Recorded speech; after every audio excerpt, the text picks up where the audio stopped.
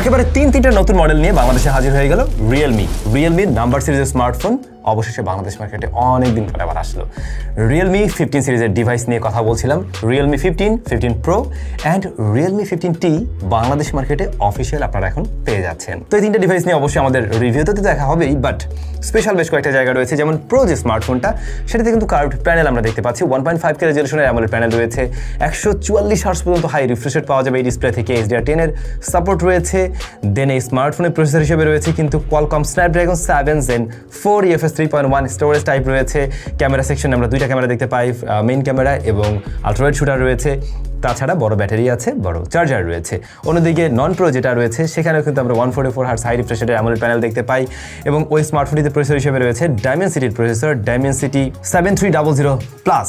এছাড়া ক্যামেরা সেকশনে 50 মেগাপিক্সেলের মেইন ক্যামেরার পাশাপাশি রয়েছে 8 মেগাপিক্সেলের আলট্রাওয়াইড শুটার। তার মানে নন প্রোতে আপনি আলট্রাওয়াইড পেয়ে যাচ্ছেন। ফ্রন্ট ফেসিং ক্যামেরা 50 মেগাপিক্সেলেরই রয়েছে। 4K তে রেকর্ড করা যায় বোথ সাইডের ক্যামেরায়। আর 15T আরও স্পেশাল, এই ফোনটা কিন্তু সাইজের দিক থেকে আমার কাছে বেশ ভালো লাগছে। বাট এই তিনটে ডিভাইসের মধ্যে কোন ফোনটার রিভিউ আপনারা আগে চান অবশ্যই কমেন্ট করে জানাবেন।